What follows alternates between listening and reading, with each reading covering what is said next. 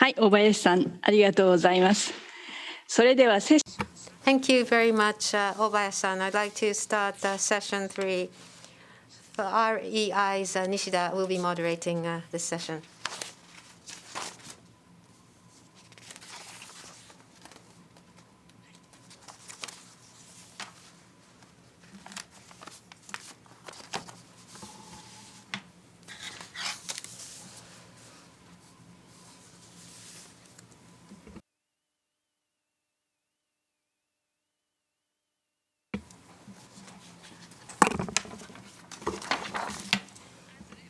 We don't see that.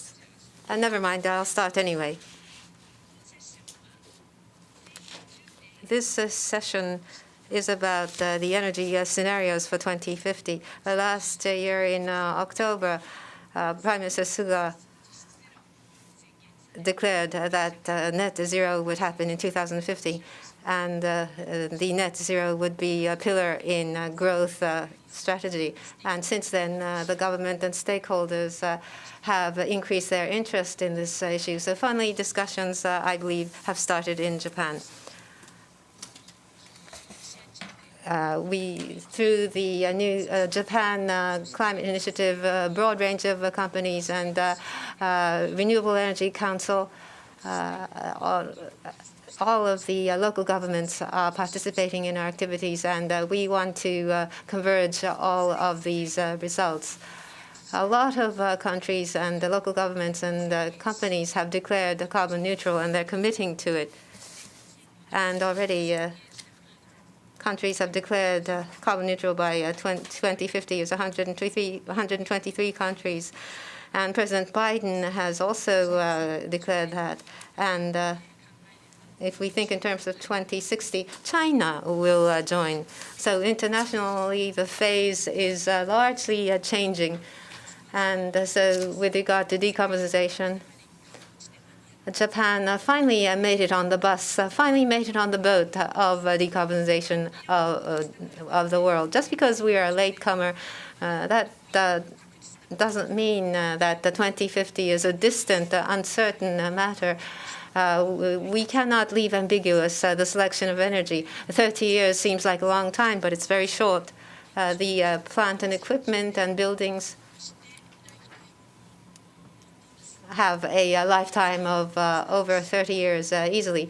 What do we decide on? How do we behave? And what investments do we make? And what do we not invest in? That will be a determining factor. We have to be rational in our analysis, and we have to conduct discussions to make a decision. The time has come for us to do that. This session is about Japan's 2050 carbon neutral and what Japan would look like then. And for this, what do we have to do at this moment? That is what we should like to discuss. We have an impressive list of speakers. Energy conversion, climate change is the expertise of Agora Energiewende. We have Executive Director Patrick Graichen. In Germany and in the world, he is leading the dialogue throughout the world through dialogue and research. And then we have Dr. Christian Breyer, professor at the Solar Economy LUT University, Finland. A precise and energy integrated analysis model has been developed, and he has analyzed different energy conversions in the world. And we have Dolf, Mr. Dolf Gielen, the director of the IRENA Innovation and Technology Center. Technology, policy. Regarding these issues, he is advising different countries and entities. Last but not least, we have Mr. Tadashi Mogi, Director General, Energy Efficiency and Renewable Energy Department from the Agency of Natural Resources, Renewable Energy and Hydrogen and Energy Conservation. A broad range of energy policies are what he is involved in. First, we'd like to have their perspectives, and we'd like to have them talk about their research. First, we'd like to turn to Patrick Graichen of Agora Energiewende, please. And Lapin University and Agora Energiewende has been working on 2050 decarbonization. We've done joint research. Yesterday, report has come out on this, so we hope that you will have a read. So from Patrick Graichen, we'd like to hear about experiences in Germany and Europe, and also the results of the research on decarbonization in Japan. Over to you, sir, please, Mr. Patrick Graichen. Yes, hello, and hello from Berlin. I'm very honored to be here today with you and to talk about how one can reach a climate-neutral Germany, a climate-neutral Japan based on renewables, so without nuclear power. I will share my screen and show you some slides, and I think you should now be able to see them. First, we, Agora Energy and the Renewable Energy Institute, we work closely together. We promote independent analysis. We have stakeholder dialogues in favor of the energy transition. We've published also in Japan several papers. And the question is always, how do we make it possible to have an energy transition in Germany and in Japan that is based on wind and solar? We have together started a pathway project, Renewable Pathways to a Climate Neutral Japan, already in 2019. The team of the LUT University in Helsinki has worked for over a year to get the results, and we will present how Japan can be climate neutral within the next 30 years. Now, why is this relevant? Well, the Paris Agreement, of course, demands from all of us around the globe to become climate neutral. And there has been in the past year a number of countries and regions that have declared to become climate neutral by 2050. That's Europe, that's Japan, that's now also the United States under Joe Biden. And China has declared that they want to become climate neutral by 2060. So now more than 60% of greenhouse gas emissions that are in countries that have declared to become climate neutral. And that obviously is now starting a race. Which country is the first to become zero when it comes to greenhouse gas emissions? And which country has the technologies in place to do so and can sell them also to the others? Now, we have done a similar study for Germany. And we have basically divided the road to climate neutral Germany in 3 steps. The first step is what needs to be done from today to 2030. That is minus 65% greenhouse gas emissions by 2030. So we want to have achieved 2/3 of the pathway within the next 10 years. The next step is then to reduce emissions to near zero, so minus 95% by 2050 at the latest. And then the last step is negative emissions to get from minus 95% down to really zero. Now, you will now hear in the presentation by Christian Breyer the results of the study for Japan. But it is obviously similar that there are these steps. The first step is what can we reduce up to 2030? And then the second step is what does one need to do by 2050? And then how does one get rid of the rest? Now, the interim target for 2030 for Japan could be minus 45% greenhouse gas reductions. So that would be the Japanese contribution to the 1.5 degrees pathway for our globe. Remember that the current Japanese climate target is minus 26%. by 2030.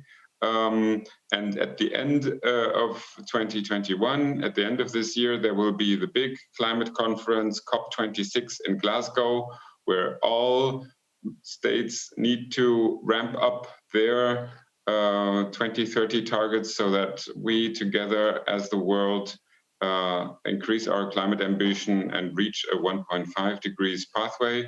So this study is in a sense saying Japan can step up its 2030 ambition from the current minus 26% target to a minus 45% target. Now, what does it mean? Well, it's in essence three key strategies. Three strategies in order to become net zero. And that's first, build lots of renewables. That's second, efficiency, so decrease energy demand. And the third element is electrification, because we will be heating and driving with renewables, renewable power, and then also some hydrogen. But that hydrogen will also be produced by renewable power, so green hydrogen. So at the end, it is those three strategies that one has to focus on, and that is similar all around the world. So how does one look at those three steps for Japan?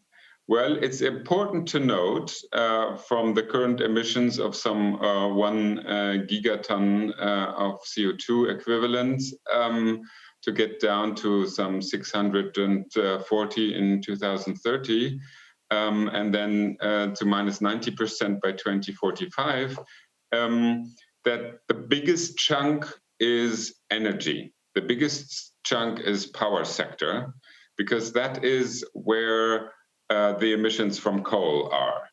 Now, it is important for two reasons why does one need to focus here on this power sector emissions. So the minus 228 million tons of CO2 here in the next 10 years, and another 230 million tons afterwards.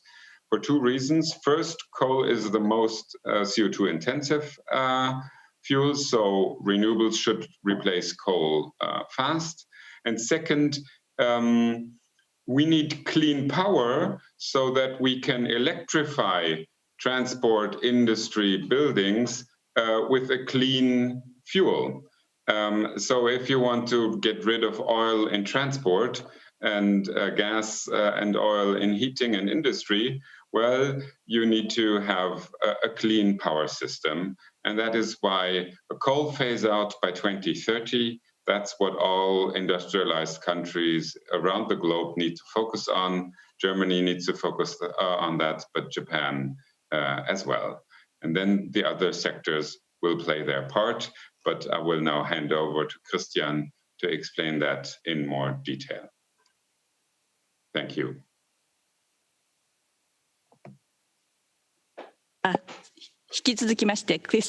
We'd like to ask Dr. Christian Breyer to talk about the results of research about Japan. Yeah, many thanks for the excellent first step shown by Patrick. I would like now to continue with the more detailed technical results of the study of this excellent collaboration with Agora Energiewende and the Renewable Energy Institute. So first of all, let me talk a bit on the method, what we have used, that you can better go for the results, what they really mean and how they have been obtained. So first of all, it's a kind of a first of its kind modeling in that level of detail of the Japanese energy system across all the sectors, the regions, and in full hourly resolution. So that means the key features of the model are, first of all, hourly resolution. We have in 5-year time steps the results, so to really see on more detail what happens. It's a multi-node approach of the 9 grid regions for Japan. The model itself is flexible and expandable, so whenever we see a necessity in the scenario design, to add a component, then it will be done. And of course, it has to be a linear optimization model just to manage the complexity. All in all, it's a kind of a mixture of expansion, capacity expansion model and a dispatch model in one, so that we can obtain better optimized results. As mentioned, all the entire energy system is covered, and of course it's adapted to specifics for Japan, in particular when it comes also to technology cost. Here you see now more details for the step 1, as already mentioned before. So this is the minus 45% in greenhouse gas emissions by 2030. So it means, first of all, a coal phase out and at least 40% renewable electricity in additional contribution. As you can see, the model even takes into account that stranded assets are paid by all, finally by the energy consumers, as there is still capacity of nuclear and coal in the system, because it's defined to the end of the technical life, which might be longer. However, it does not contribute relevant or even not at all in the power generation. So it's phased out, as we know that now from other countries as well, in particular also Germany called as a cold reserve. What does it mean in total? So coal and nuclear is phased out, so that's well doable. The electrification of the overall system leads to a slightly higher power demand. The PV capacity has to grow substantially, so it would double, and wind has to grow even faster because there is not yet the substantial capacity of wind installed. However, the role of photovoltaic prosumers, so finally rooftops, is even more important because there the electricity is directly generated where the demand is. All in all, that means more than a doubling of the generated electricity. For the sectors building, transport, industry, it's most important that we have as much direct electrification as possible, and this is complemented by energy efficiency. Here you see more details when over the time the capacities are ramped. So this is then for the step 2 in 2045, minus 90% of the greenhouse gas emissions. And you can see in the power sector, the overall electricity demand increases by 30%, which is in particular due to defossilization, decarbonization of the heat sector, where more electricity-based heat is then used. And the renewable energy generation is already very high in 45, with close to 100% in the power mix, so 97%. There's a substantial capacity of solar PV, also substantial additional wind. And the additional wind is mainly used then also for hydrogen production. For the sectors where direct electrification is not possible.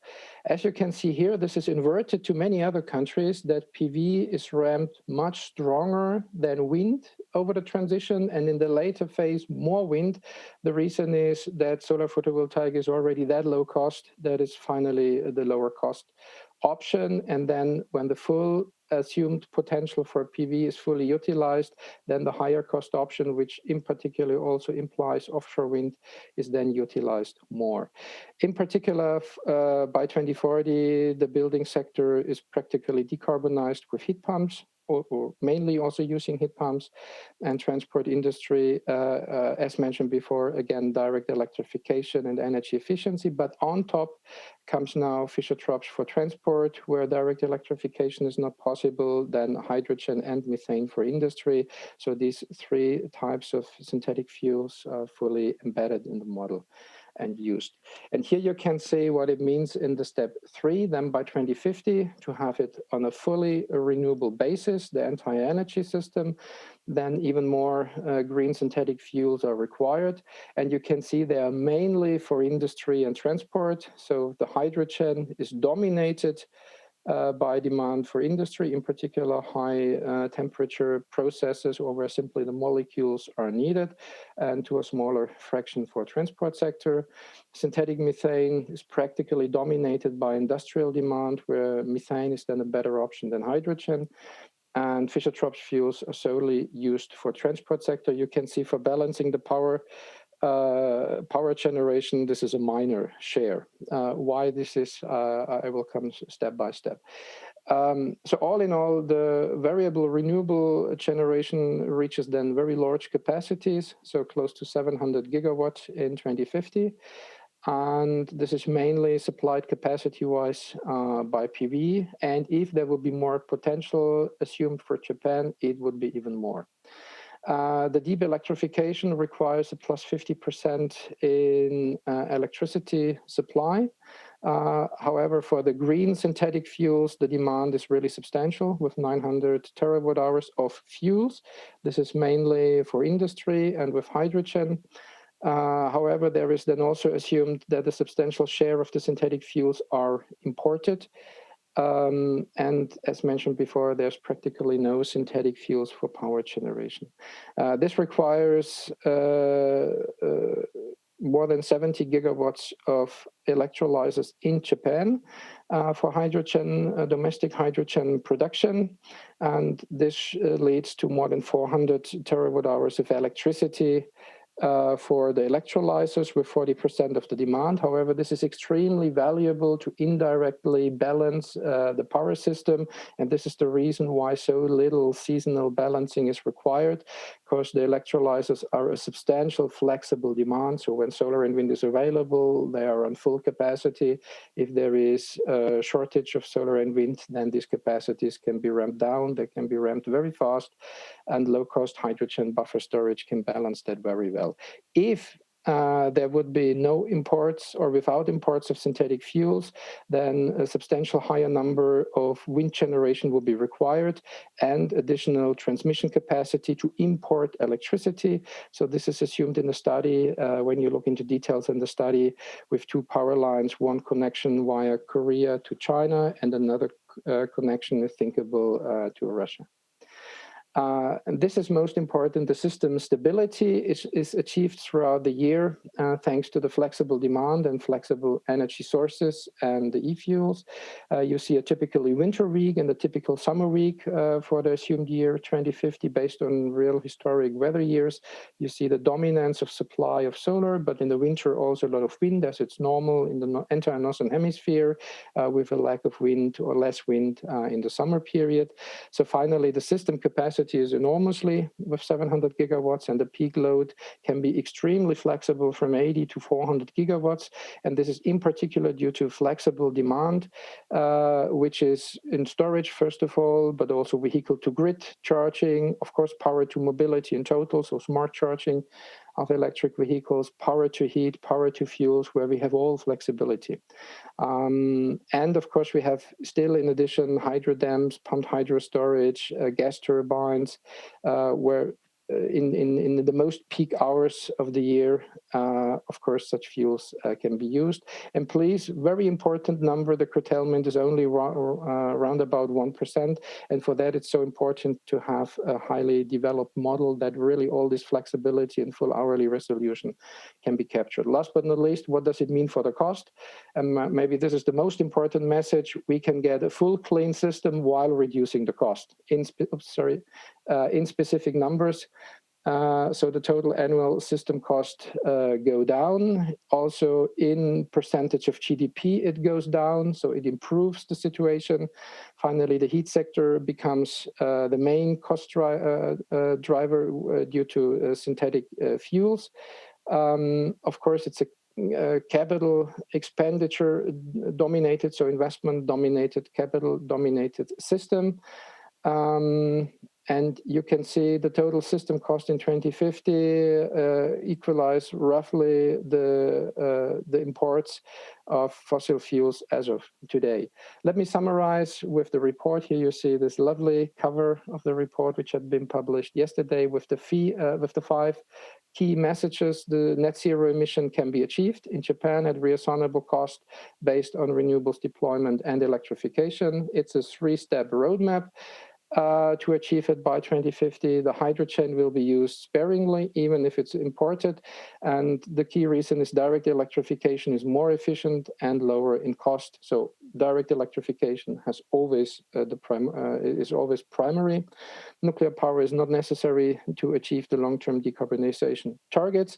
And of course, a kickstart has to be enhanced that the climate action is as soon as possible and increase its interim sectoral targets to reach the 45% lower greenhouse gas emissions in 2030 and at least 40% renewables in power generation by 2030. And please have a pleasure in reading the report. Many thanks from my side.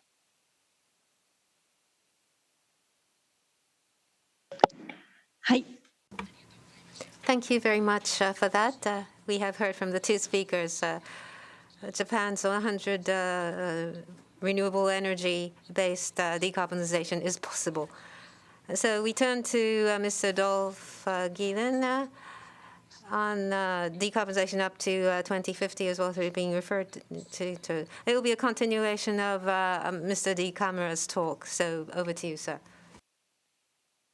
Thank you very much, Nishida-san. It's a great pleasure to join for this discussion today. I have prepared some slides that I'll be trying to show.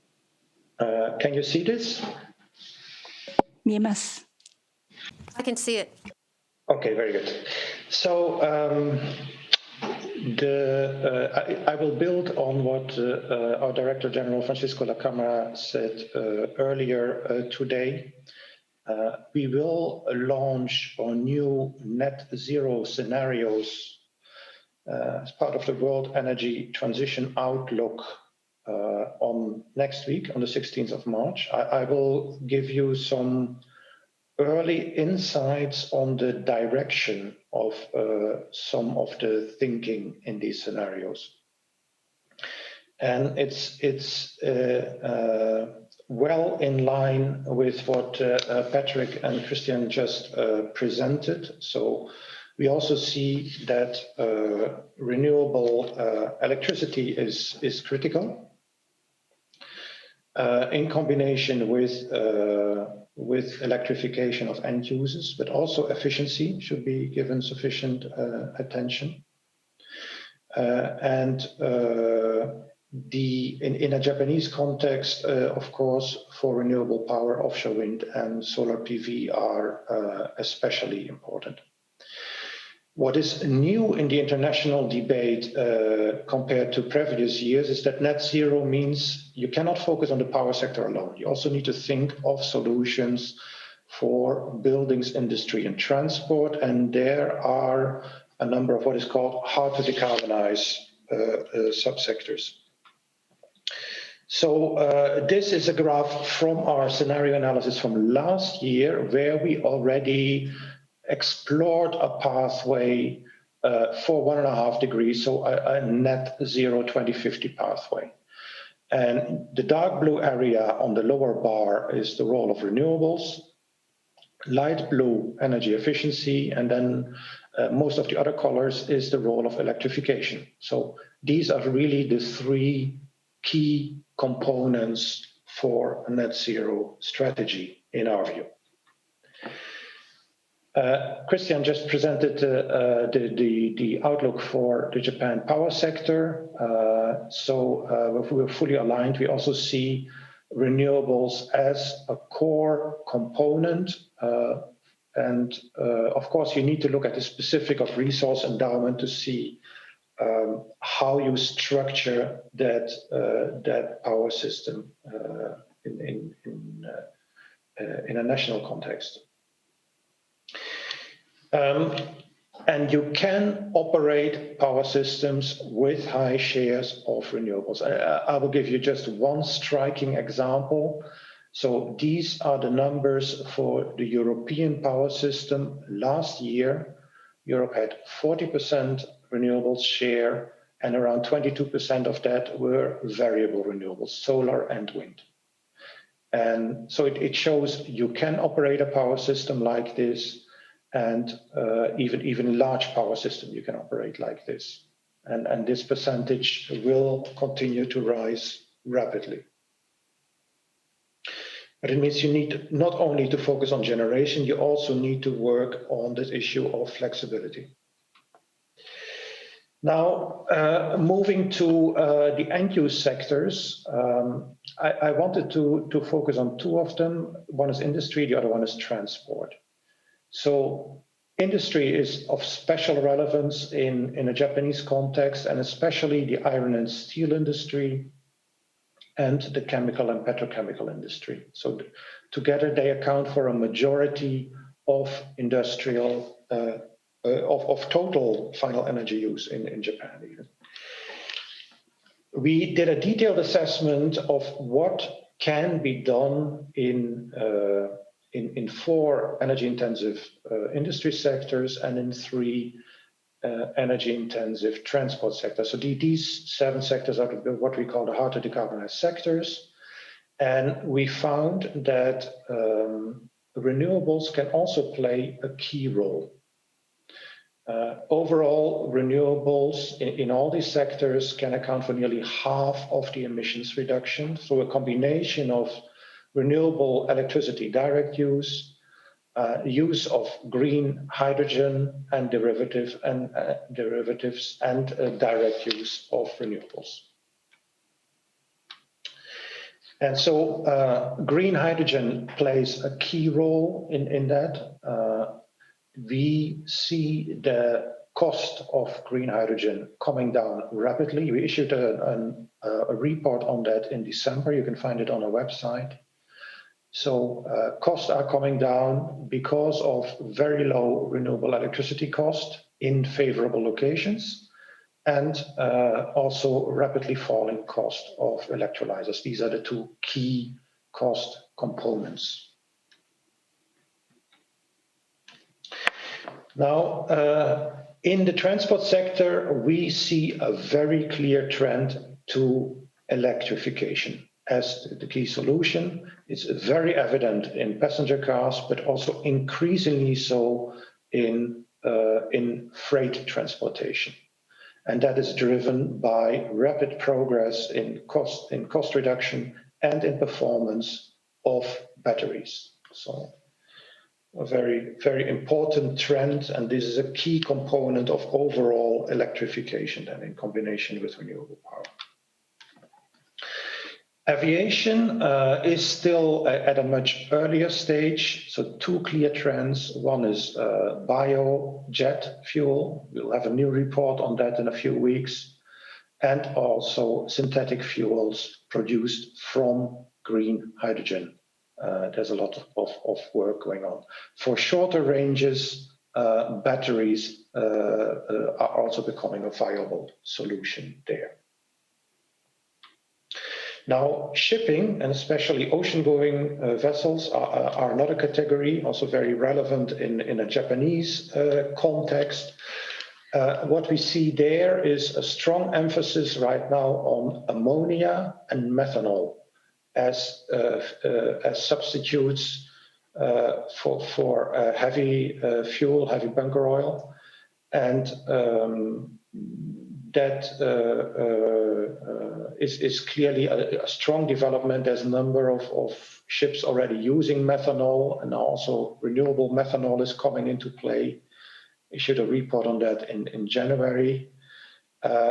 Ammonia is also receiving a lot of attention right now as a fuel, both green ammonia produced from green hydrogen, from renewable electricity, as well as blue ammonia produced from natural gas with CCS. And in that context, of course, there's a lot of discussion also in Japan about ammonia as a fuel for power generation.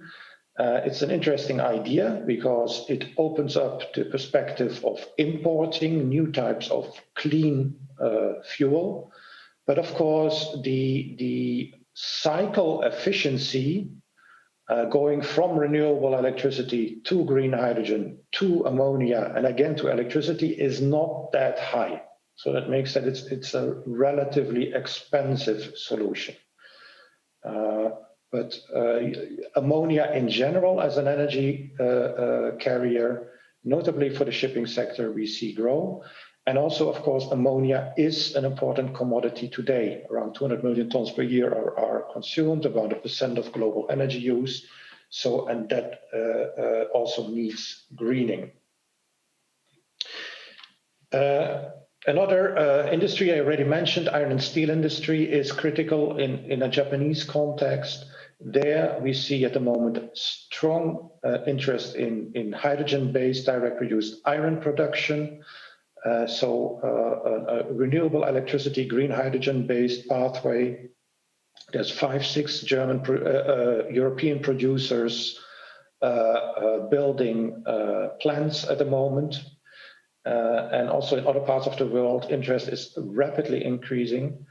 In a Japanese context, I think the attractiveness of this option is not so much in producing the hydrogen in Japan and then producing the direct reduced iron there, but instead importing direct reduced iron. And that could open up a pathway also to tap into much larger and much cheaper renewable electricity potentials elsewhere, for example, in Australia. So you can find all that information on our website. And as I said, next week, our World Energy Transitions Outlook will come out, which will elaborate all of this in much more detail. Thank you for your attention. Hi. Thank you very much, Dolf. Renewable energy and the importance of power generated from that for industry and ship and aviation, decarbonization and the difficult aspects have been addressed. Last but not least, we have Mr. Mogi to talk about the trends of policies here in Japan.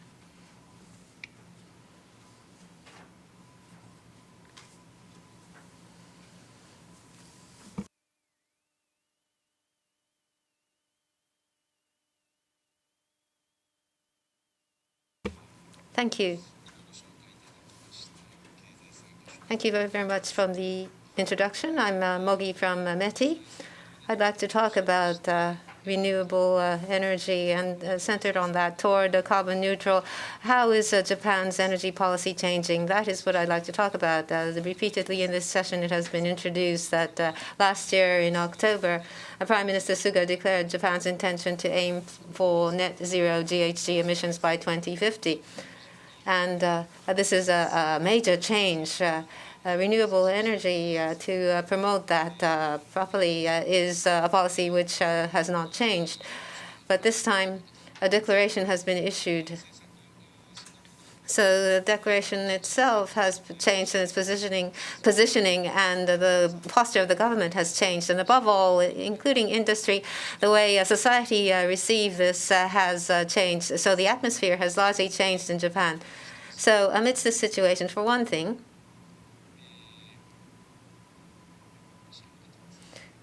could you put up my slide?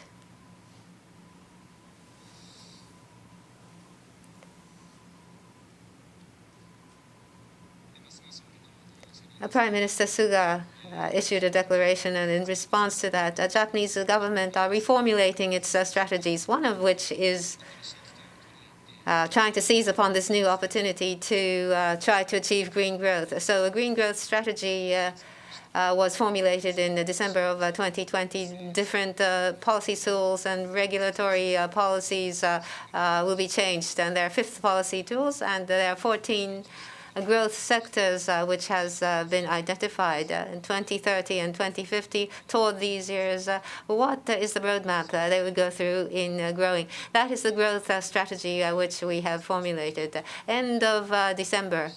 As of end of December is this strategy. But this year in June, we will update this, and that's the plan. And another major development, the strategic energy plan, that is currently being reviewed. And carbon neutral is the major direction. Having seized this direction, a strategic energy plan will be reviewed. And this is just for your information, the 5th policy tool, the 5 policy tools are listed here. The biggest is a 2 trillion yen Green Innovation Fund has been set up. And this 2 trillion yen fund is such that over 10 years, hydrogen and offshore wind With regard to these areas, R&D will be areas in which funds will be injected. Regulatory reform and international cooperation is what we are trying to do there. And the 14 growth sectors, that includes offshore wind and what has been introduced earlier, how to use ammonia, how to leverage hydrogen. And mobility includes not only automobiles, and this was also referred to earlier, maritime use, logistic use, aviation, and strategies are being formulated by sector. And the present situation of renewables in Japan, I'd like to confirm once again, the target, as you know, is 2030. Japan's power mix, 22 or 24% we want to make renewable energy. That's the target. That's the target. And where do we stand at present? We are at 18% now in terms of volume of generation, 185 terawatt. Renewable energies, power generation, if we focus on that alone, Japan is about 1.5 times that of the UK, and we're approaching Germany if we look at the volume of generation from 22 to 24%. If we achieve that, 220 to 240 terawatt hour is what we'll achieve. And when this happens, it will be 2 times that of the UK at present, and we will surpass Germany. That will be the level. And in terms of volume of generation, it's growing. But a lot, we consume a lot. So to what extent renewable energy can account for and how we can contribute to make progress in terms of CO2 reduction is the major challenge. How to change this is something that we will go through the energy strategy plan. Moving back a bit, this is the renewable energy introduction in Japan. We're seeing steady growth. And by sector, the progress is shown here with regard to solar PV. We're at 82% of the target for 2030. That's the installation. FIT installation, certified installations. If we look at that, we have already exceeded the 2030 targets. On wind, there's little progress, and the volume is very small, and I'll be addressing this later on. Offshore wind power generation is not included. This was formulated in 2015, so at the time, offshore wind power generation was not included. So going forward, how do we expand use of renewables? As was found in the Agora report, the extent to which renewables can be introduced is a major challenge. For our part, with regard to renewable energy, we want to maximize introduction, and that's the basic policy of the government. And on our part, in terms of numbers, what can we achieve in terms of numbers is what we have to work out. That's our mission. In order to realize this, there are 4 challenges, as is shown here. Offshore wind, to what extent we can increase that. And secondly, to realize that you need to strengthen the network, the grid, and how do we improve the grid. And thirdly, the cost issue. We have to explain in a way that the citizens can understand and in a way that they can accept. And the next point is, this is where hydrogen is related. With the increase of renewable energy, a power network should be changed so that it's next generation. And how do we secure flexibility? On offshore wind, last year in December, a major vision has been published. By 2030, 10 gigawatts. Then by 2040, maximum 45 gigawatts of projects is what we'd like to introduce. That's not on an installed basis, but it's on a certified basis. And as for cost target, this is something that the industry has generated, 8 to 9 yen per kilowatt hour to achieve that by 2030 to 2035. And in addition to this, offshore wind industry to invite and solicit that onto the domestic scene. And offshore wind, in order to introduce that properly, we have to improve the grid and to formulate equipment, a capital equipment plan for this. And technology roadmap, including floating, will be formulated. And this is the introduction by region. Hokkaido, Tohoku, they have a lot of wind, and there is a lot of potential there. But there's an imbalance. The consumption area is Tokyo. It's concentrated in the Tokyo area, in the middle of this map. Population density is very long, and demand is very low, where there is a large potential. So what would tie that? It's inevitable that we improve the connection. Transmission lines. And secondly, how do we work on the transmission lines? With regard to transmission lines, as the numbers show, where there's a large potential in Hokkaido and Tohoku, the transmission lines are not necessarily sufficient. They only satisfy the present demand there.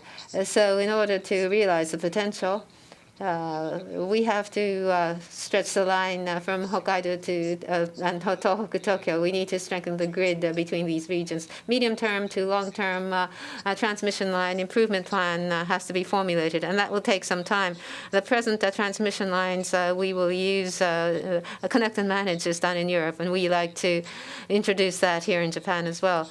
This year in January, on a nationwide level, with regard to basic transmission lines, we have started connect and manage, including local lines. We want to expand this. When the transmission lines are improved, or while we wait for the transmission lines to improve, we'd like to maximize the use of the existing transmission line to increase introduction. And the other is the issue of cost. The cost inevitably will go up. But with regard to the increase in cost, we have to have the citizens understand, and including the industry. We have to make major conversions in terms of infrastructure. The conversion of infrastructure is something that everyone will have to bear commensurate cost. Beyond the transmission period, this is necessary to renew the infrastructure for the future.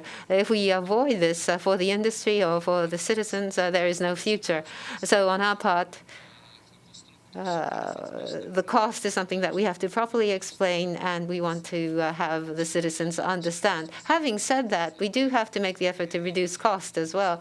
FIT auction system is being expanded, and going forward, in terms of integrating to the market feed-in premium, that system will start next year in April, and FIT to FIP, FIT to FIP, we will attach incentives for that. FIT purchased power sources will be local consumption, local generated cases only, and the system will be fine-tuned in a very detailed manner. And this is Japan's FIT tariffs and how it changed. And lastly, on flexibility, in the Kyushu area already, in a major way, supply exceeds demand. With solar, on an average, 74 days per annum, there is a curtailment.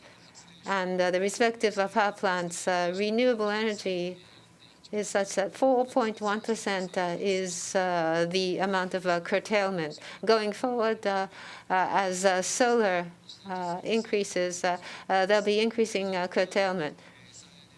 And renewable energies, power generators will find that their balance sheet will deteriorate. So there's a need to resolve this or to reduce that as much as possible in terms of adjustment, using thermal power generation effectively.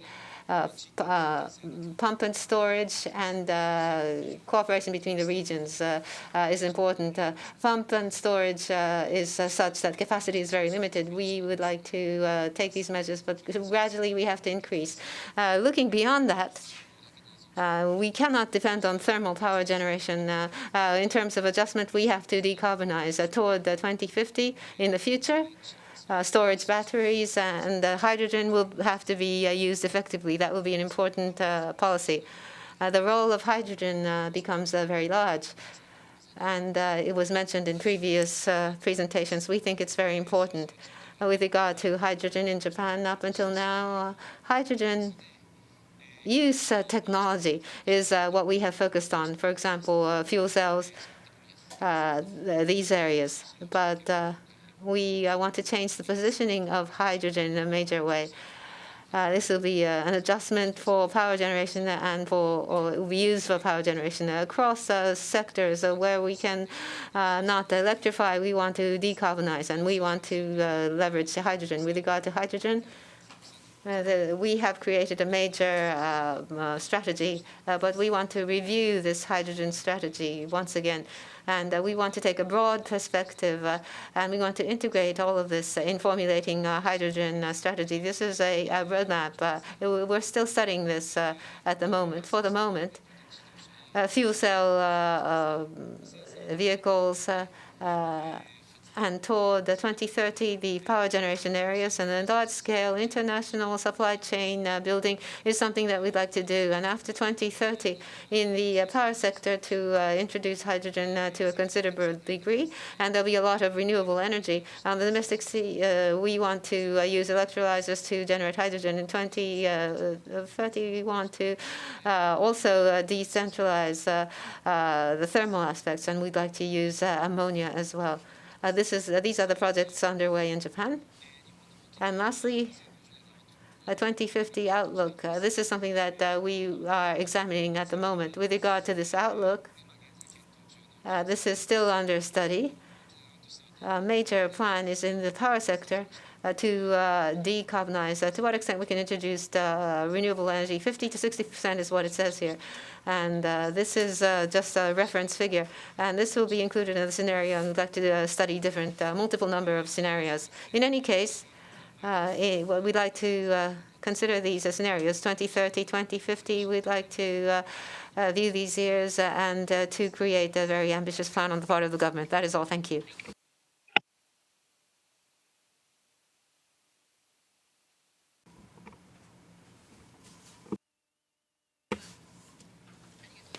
Thank you very much for that. We'd like to move to having a discussion.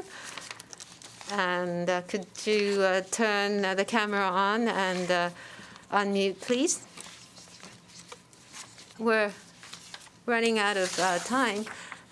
So I would like to pose questions to the respective panelists. First of all,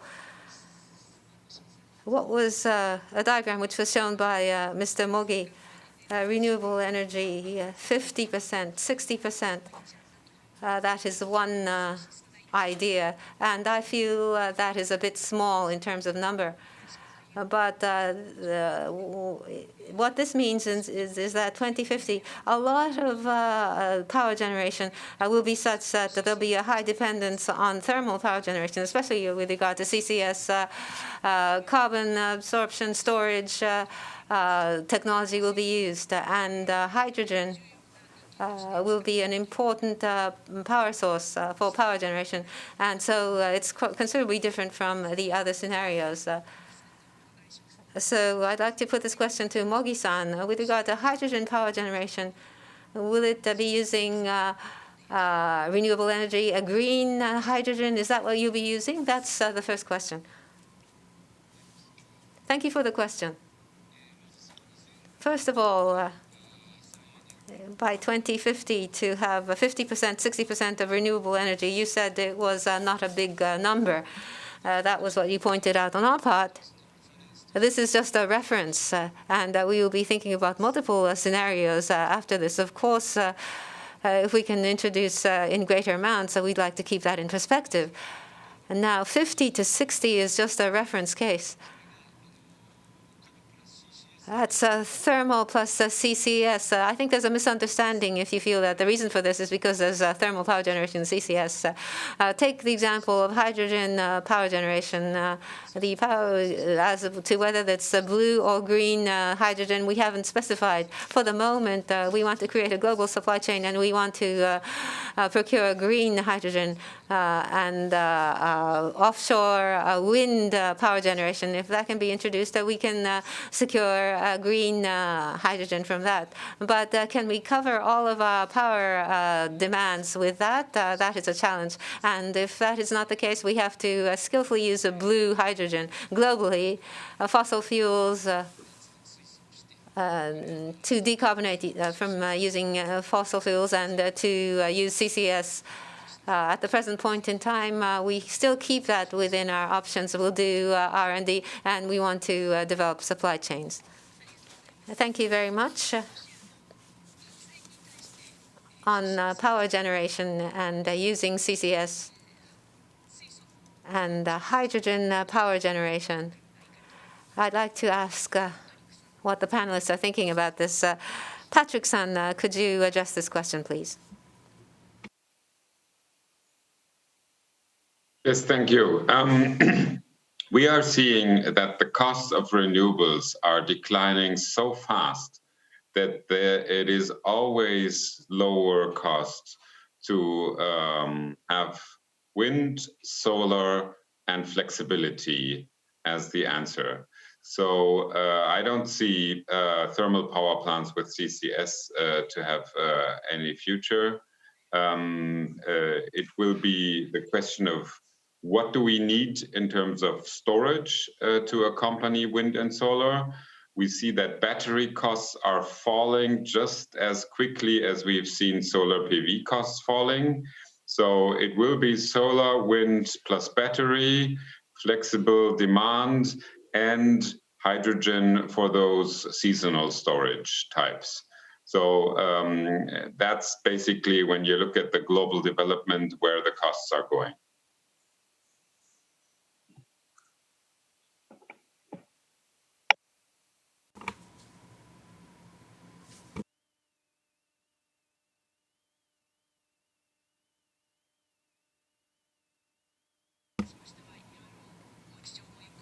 I believe Mr. Mogi understands the circumstances. In Japan, hydrogen to be replaced by gas is how a lot of people understand this. So the cost and timeline on this, I think there's a need to make this very clear.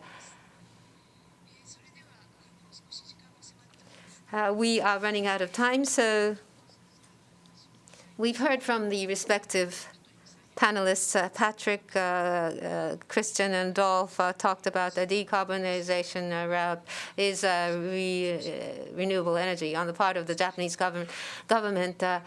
Different factors are included, so the premise is different. So I'd like to ask the same question to all of the panelists. In particular, by 2050 for Japan to achieve carbon neutrality, what's the most important factor in order to achieve this? It can be something very difficult, but what's most important in terms of achieving this target? This is the question I'd like to put to you. So in reverse order, could we ask Mogi-san to speak first?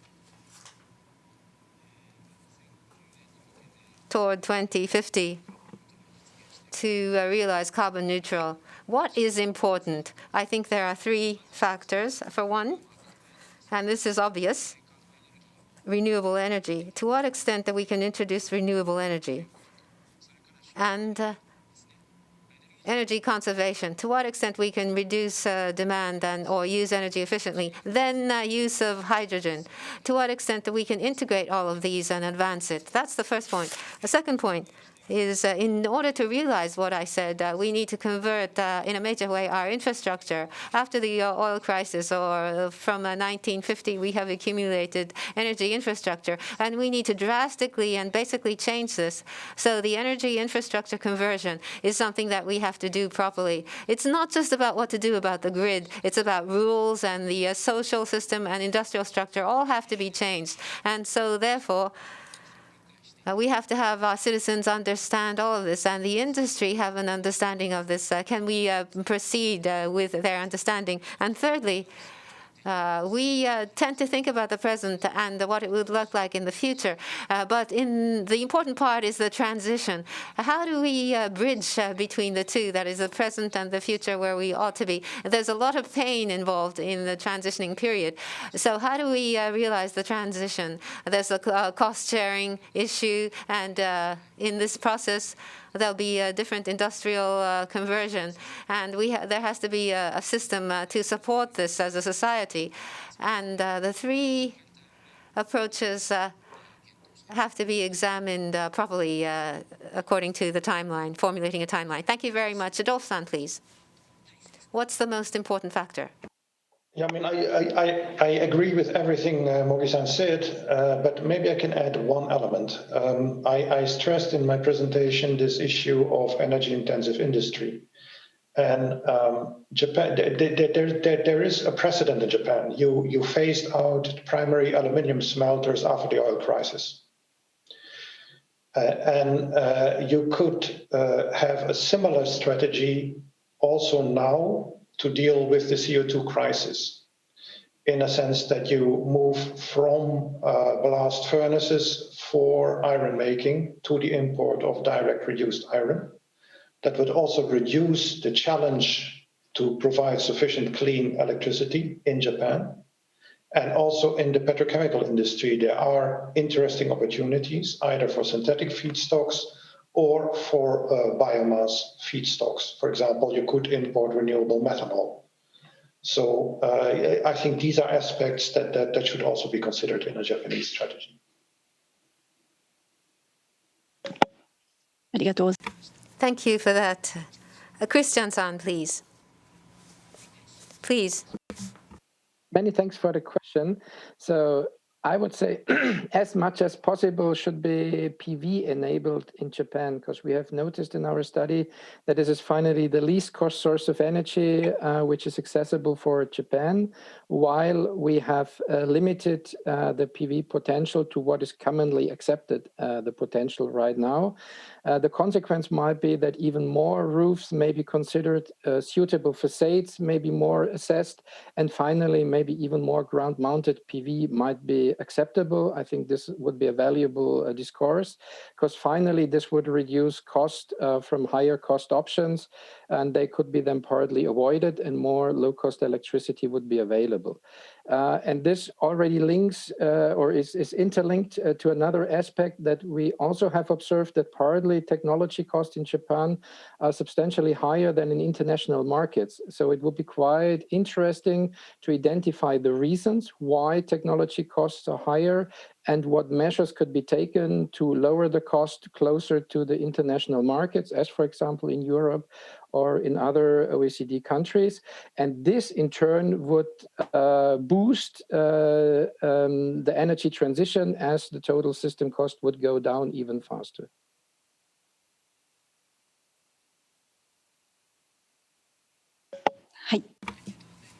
Thank you. Patrick-san, over to you, sir. Yes, thank you. First of all, I would like to echo also what Christian has said. It is astonishing that renewables in Japan are more expensive than in Europe, and that doesn't need to be the case. So there is cost reduction potential, driving also down the cost for consumers. And then I think the second thing everyone needs to be thinking of is the next step, the step to 2030, because that is what is essential for the global climate crisis. We need to ramp up our 2030 ambition, and essentially that's what all the studies show, that's what the Secretary General of the United Nations, Guterres, has called everyone phase out coal by 2030. That is our job, to have renewables in place so we can phase out coal by 2030.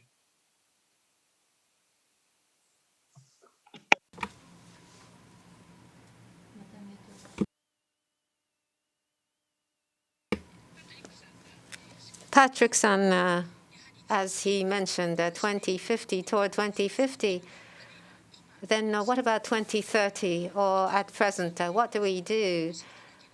I'd like to hear from all of the panelists regarding this.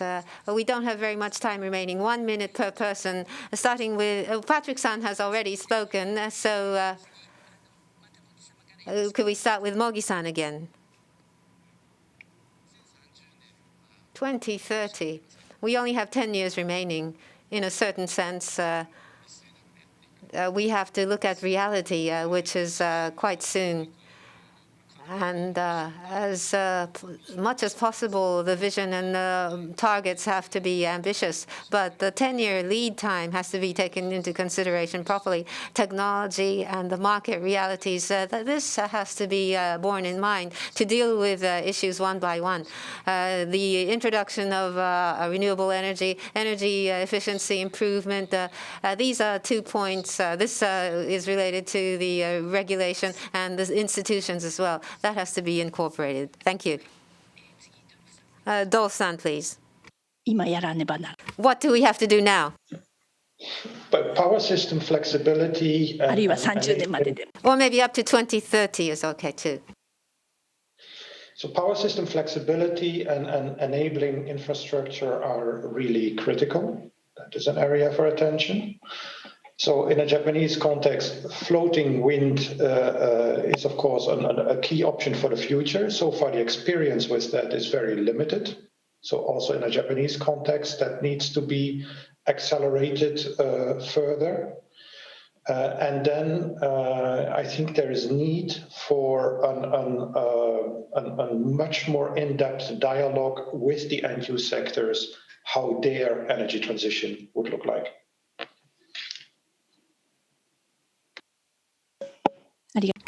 Thank you. Christian-san, up to 2030, what do we have to do? Yeah, many thanks. I think the most important would be the preparation for the next phase, which has much to do with synthetic fuels, because it has to be prepared in the next 10 years that it can be scaled and rolled out in the following. I think, first of all, it should be taken into account whether hydrogen-based fuel cell electric vehicles are really the option, because it costs a factor of 2 more primary electricity or energy compared to battery electric vehicles. I think this is simply a discourse to be done. And then, of course, a dedicated international synthetic fuel import strategy. And the reason is, and in particular, the discussion whether green hydrogen shall be imported or products based on green hydrogen. And even a direct reduced iron imports would be, for example, part of that solution. And a very early strategy with international synthetic fuels might create a very attractive international business also for Japanese industry, because such an international synthetic fuel industry is not yet existing, but it will be highly beneficial. And finally, if green hydrogen is directly shipped overseas, then we need liquefied hydrogen overseas transport. We know this is technically very, very challenging, maybe financially even more. However, if a really affordable liquefied hydrogen carrier technology would be available, I'm very sure this is a gold nugget technology to be exported globally, because it simply does not exist, but would be desperately needed. And that would be an opportunity for industry right now.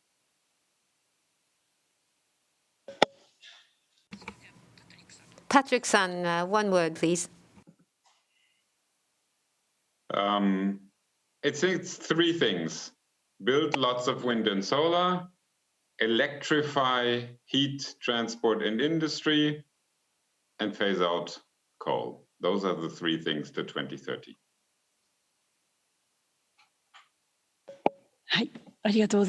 Thank you. Time was very limited. It's a pity we can't continue the discussion for longer. Based on renewable energy, 2050 to realize carbon neutral. There's a plan that says that's possible. On the other hand, there may be questions regarding this, but at least renewable energy-based power is very important and significant.